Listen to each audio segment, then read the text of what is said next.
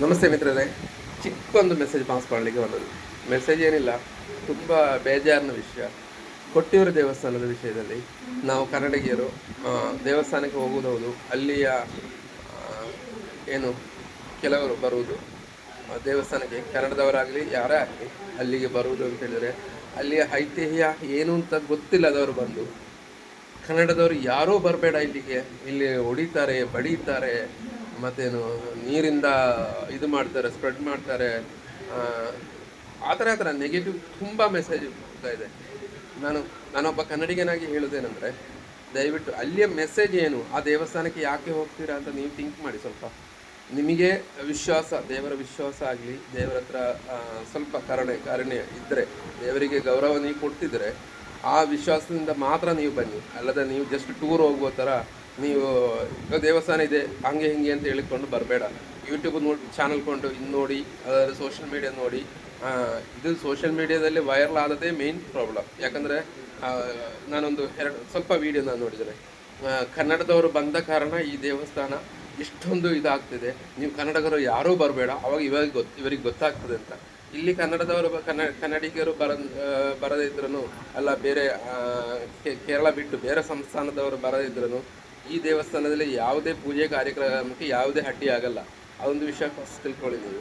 ಈ ಹೇಳುವ ವ್ಯಕ್ತಿಗಳು ಇದ್ದಾರಲ್ಲ, ಅವರ ಯೂಟ್ಯೂಬ್ ರೀಚಿಗೋಸ್ಕರ, ಸೋಷಿಯಲ್ ಮೀಡಿಯಾ ರೀಚಿಗೋಸ್ಕರ, ಅವರಿಗೆ ದುಡ್ಡು ಮಾಡಲಿಕ್ಕೋಸ್ಕರ ಈ ಥರ ಹೇಳ್ತಿದ್ದಾರೆ. ಅಲ್ಲದೆ ಅಲ್ಲಿ ಏನು ಸತ್ಯ ಹೇಳಬೇಕಾದ್ರೆ, ಆ ದೇವಸ್ಥಾನ ಅಂತ ಹೇಳಿದರೆ ಅಲ್ಲಿಗೆ ಏನು ನಿಬಂಧನೆಗಳಿದೆ, ಅಲ್ಲಿ ಆ ದೇವಸ್ಥಾನಕ್ಕೆ ಒಳಗಡೆ ಹೋಗಬೇಕಾದ್ರೆ, ಕೊಟ್ಟಿಯೂರು ದೇವಸ್ಥಾನಕ್ಕೆ ಎಲ್ಲ ಟೈಮಲ್ಲಿ ಎಲ್ಲರಿಗೂ ಹೋಗ್ಬೋದು. ಆದರೆ ಅಕ್ಕರೆ ಕೊಟ್ಟಿಯೂರು ಹೋಗಬೇಕಾದ್ರೆ ಈ ಇಷ್ಟು 27 ದಿನ ಮಾತ್ರ ಅಲ್ಲಿ ಹೋಗ್ಲಿಕ್ಕೆ ಆಗೋದು ದಿನಗಳು. ಅದು ನೀವು ಫಸ್ಟ್ ಥಿಂಕ್ ಮಾಡಿಕೊಂಡು ಆ ದೇವಸ್ಥಾನಕ್ಕೆ ಬನ್ನಿ. ಯಾಕಂದರೆ ಆ ದೇವಸ್ಥಾನಕ್ಕೆ ಹೋಗೋರು ಏನು ಮಾಡ್ತಾರೆ ಗೊತ್ತಾ, ಇವಾಗ ನಮ್ಮ ಸ್ವಲ್ಪ ತುಂಬ ವರ್ಷದಿಂದ ಆ ದೇವಸ್ಥಾನಕ್ಕೆ ನಾನು ಹೋಗ್ತಾ ಇದ್ದೇನೆ. ಅದು ಮಾತ್ರ ಅಲ್ಲ, ಈ ಕೊಟ್ಟಿಯೂರು ಜಾತ್ರೆ, ಈ ಅಕ್ಕರೆ ಕೊಟ್ಟಿಯೂರಿಗೂ ಕೂಡ ತುಂಬ ವರ್ಷದಿಂದ ಹೋಗ್ತಾನೆ. ಈಗಿನ ಸಿಚುವೇಶನ್ ಅಂತ ಹೇಳಿದ್ರೆ, ಅಲ್ಲಿ ಹೋದರೆ ಎಲ್ಲಿ ನೋಡಿದ್ರು ಕನ್ನಡದವರೇ ಇರೋದು, ತಮಿಳವರು ಇದ್ದಾರೆ, ತೆಲಂಗಾಣದವರು ಇದ್ದಾರೆ, ಇಲ್ಲ ಅಂತೆಲ್ಲ ಹೇಳೋದು. പക്ഷേ ಬನ್ನಿ, ನಮ್ಮ ಸಂಸ್ಕಾರ ಏನಿದೆ, ನಮ್ಮ ಹೆಸರನ್ನು, ನಮ್ಮ ಕನ್ನಡಿಗ ಎಂಬ ಒಬ್ಬರ ಹೆಸರನ್ನು ಹಾಳು ಮಾಡಬೇಡಿ, ಅಷ್ಟೇ ನಾನು ಹೇಳೋದು. ಯಾಕಂದರೆ ನೆಗೆಟಿವ್ ಕಮೆಂಟು ಈ ಥರ ಹಾಕಿ ಬರುವವರನ್ನು ಬರೋ ಥರ ಮಾಡಬೇಡಿ.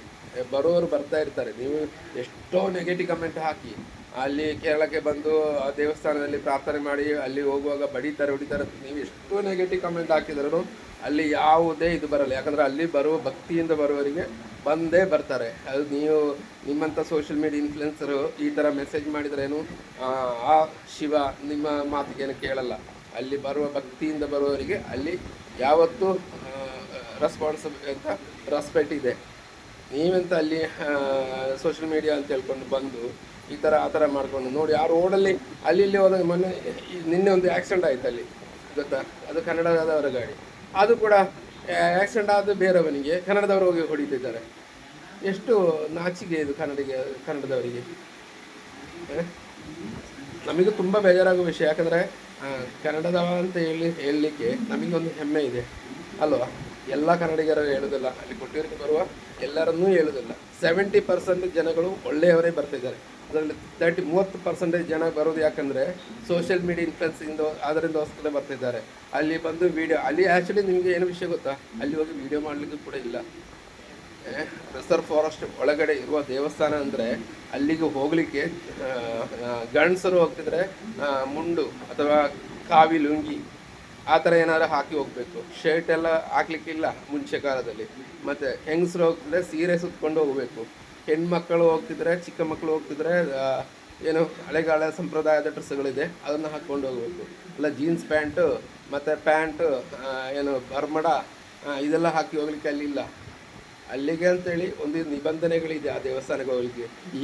ಈಗ ತುಂಬ ಚೇಂಜಸ್ ಆಗಿದೆ ಅಲ್ಲಿ, ಅದು ಇಲ್ಲ ಅಂತೇಳಿ. ಯಾಕಂದರೆ ಅಲ್ಲಿ ಕಂಟ್ರೋಲ್ ಮಾಡಲಿಕ್ಕೆ ಆಗೋದಿಲ್ಲ ಅಲ್ಲಿಯ ಸಿಬ್ಬಂದಿಗಳಿಗೆ. ಅಲ್ಲಿ ನಿಮಗೆ ಕೇರಳ ದೇವಸ್ಥಾನ ಅಥಾರಿಟಿಯ ಅಂಡರ್ನಲ್ಲಿ ಆ ದೇವಸ್ಥಾನ ಇದೆ. ಅಲ್ಲಿ ಸಿಬ್ಬಂದಿ ಅಲ್ಲದೆ ನಮ್ಮ ಎಂತ ಹೇಳಲಿ, ಊರವರು ಈ ಕೊಟ್ಟಿಯೂರು ದೇವಸ್ಥಾನದಲ್ಲಿ ಈ ಥರ ಜಾತ್ರೆ ನಡೆಯುವ ಟೈಮಲ್ಲಿ ಊರವರಿಗೆ 1-2 ತಿಂಗಳು ಜಾಬಲ್ಲಿ ತಾತ್ಕಾಲಿಕ ಜಾಬ್ ಕೊಡ್ತಾ ಇದ್ದಾರೆ. ಅದೆಲ್ಲ ಸೇವಾ ಭಾರತಿಯವರು ಅಲ್ಲಿ ಬೇಕಾದಷ್ಟು ಕಾರ್ಯ ಮಾಡಿಸ್ತಾ ಇದ್ದಾರೆ. ಬರುವವರಿಗೆ ಊಟ ಕೊಡ್ತಾ ಇದ್ದಾರೆ ಸೇವಾ ಭಾರತಿಯವರು. ಸೇವಾ ಭಾರತಿಯವರು ಅಲ್ಲಿ ಫುಲ್ ಕ್ಲೀನಿಂಗ್ ಮಾಡ್ತಾ ಇದ್ದಾರೆ. ನೀವು ಸ್ನಾನ ಮಾಡ್ತೀರಾ, ನಿಮ್ಮ ವೇಸ್ಟೇಜ್ ಅಲ್ಲಿ ನೀರಲ್ಲಿ ಹಾಕಿ ಹೋಗ್ತೀರಾ. ಶಬರಿಮಲೆ ಪಂಬದಲ್ಲಿ ನಡೆಯೋ ಥರನೇ ಇಲ್ಲಿ ಕೂಡ ಹಾಕ್ತಿದೆ.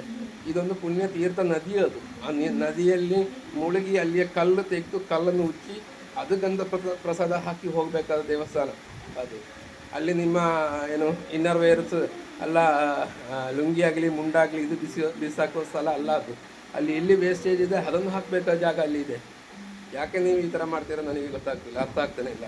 ಕನ್ನಡಿಗರು ಎಲ್ಲರನ್ನು ನಾನು ಯಾವತ್ತೂ ಹೇಳಲ್ಲ, ಕನ್ನಡಿಗರು ನಮ್ಮವರೇ, ನಾನು ಕೂಡ ಕನ್ನಡದವನೇ ಅಂತ ಹೇಳ್ಕೊಂಡು ನಾನು ಹೇಳ್ತಾ ಇದ್ದೇನೆ.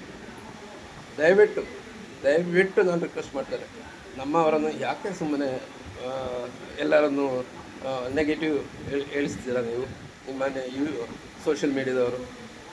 ನಾ ಇನ್ನೊಂದು ವೀಡಿಯೋ ನೋಡಿದ್ದೇನೆ, ನೀರು ಹಾಕ್ತಾ ಇದ್ದಾನೆ, ಇನ್ನೊಬ್ಬನು ದೂಕ್ತಾ ಇದ್ದಾನೆ, ವೀಡಿಯೋ ಮಾಡಿ ಅಂತ ಹೇಳ್ಬೋದಲ್ಲ ಒಬ್ಬರು. ಅದನ್ನು ವೀಡಿಯೋ ಮಾಡಿ ಯಾಕೆ ಆದರೆ ಮಾತ್ರ ಅವರು ಹಿಟ್ ಆಗ್ತಾರೆ. ಈ ಥರ ನೆಗೆಟಿವ್ ಕನ್ನಡದವರು ಯಾರೂ ಬರಬೇಡ ಅಂತ ಹೇಳ್ತಾರೆ ಇನ್ನೊಬ್ಬ. ಅಲ್ಲಿ ಕನ್ನಡದವರು ಬರಬೇಡ, ಯಾರೂ ಬರಬೇಡ ಅಂತ ನಮ್ಮ ಭಾರತ ಇದು. ಭಾರತದಲ್ಲಿ ಯಾರನ್ನೂ ಬರಬೇಡ, ಯಾವ ದೇವಸ್ಥಾನದಲ್ಲೂ ಹೇಳಿಲ್ಲ. ಅಲ್ಲ, ಕನ್ನಡದವನಿಗೆ ಅಲ್ಲಿ ಏನು ಲೆಟ್ರ್ ಕಳಿಸ್ಕೊಟ್ಟಿಲ್ಲ, ನೀವು ಬನ್ನಿ ಕನ್ನಡದವರೇ ಅಂತ ಹೇಳಿಲ್ಲ, ಕನ್ನಡಿಗರೇ ಬರ ಅಂತ ಹೇಳಿಲ್ಲ. ವಿಶ್ವಾಸದಿಂದ ನಾವೆಲ್ಲರೂ ಹೋಗ್ತಿದ್ದೇವೆ. ಆ ವಿಶ್ವಾಸವನ್ನು ನಿಮ್ಮಂಥ ಸ್ವಲ್ಪ ವ್ಯಕ್ತಿಗಳು ಅಲ್ಲಿ ಬಂದವರು ಏನು ಈ ಥರ ನೆಗೆಟಿವ್ ಕಮೆಂಟ್ ಮಾಡಿ ಅಲ್ಲಿ ಬೊಬ್ಬೆಕು. ಆ ದೇವಸ್ಥಾನದೊಳಗಡೆ ಅಲ್ಲಿ ಹೋಗುವವರು ಶಬ್ದ ಕಡಿಮೆಯಾಗಿ ಹೋಗಬೇಕು, ಅದು ಗೊತ್ತಾ. ಅಲ್ಲಿ ಪೂಜೆ ಕರ್ಮ ನಡೆಯುವಾಗ ಅಲ್ಲಿ ಶಬ್ದ ಇರಬಾರ್ದು, ಗೊತ್ತಾ. ಇದು ಅಲ್ಲಿ ಹೋಗಿ ಬಿಸಿಲು ಹಾಕೋದು, ಬೊಬ್ಬೆ ಹೊಡೆಯೋದು, ಅಲ್ಲಿ ಮೇನ್ ಪೂಜೆ ಆಗುವಾಗ ನಡೆಯುವ ಘಟನೆಗಳು. ನಾನು ಬೇಕಾದ್ರೆ ವೀಡಿಯೋ ನಾನು ನಿಮಗೆ ನಾನೇ ಹಾಕಬೇಕು ಅಂತಲ್ಲ, ಇನ್ನೆಷ್ಟು ವೀಡಿಯೋ ಇದೆ. ಹಳೆಯ ಕಾಲದ ಎಷ್ಟೋ ವರ್ಷಗಳಿಂದ ಹೋಗೋರು ಹೇಳ್ತಾರೆ ಅಲ್ಲಿ ನಿಶಬ್ದದಿಂದ ಹೋಗಬೇಕು, ನಿಶಬ್ದೆಯಾಗಿ ಬರಬೇಕು ಅಂತ ಹೇಳ್ತಾರೆ, ಗೊತ್ತಾ. ಅಲ್ಲಿ ತೀರ್ಥ ಪ್ರಸಾದ ಕೊಡ್ತಾರೆ, ಗೊತ್ತಾ. ಅಲ್ಲಿ ತೀರ್ಥ ಕೊಡೋಕ್ಕೆ ಯಾರೋ ಒಬ್ಬನೂ ಇರಲ್ಲ. ಯಾರು ಅದು ಕೊಡ್ತಾರೆ ಅವರವರು ಚೇಂಜ್ ಆಗ್ತಾನೆ ಇರ್ತಾರೆ. ಚಿಕ್ಕ ಮಕ್ಕಳು ತೆಗೆದು ಕೊಡ್ತಾರೆ, ಅದು ಅಷ್ಟೆಲ್ಲ ನೀರು ಅಲ್ಲಿ ಹೋಗ್ತದೆ.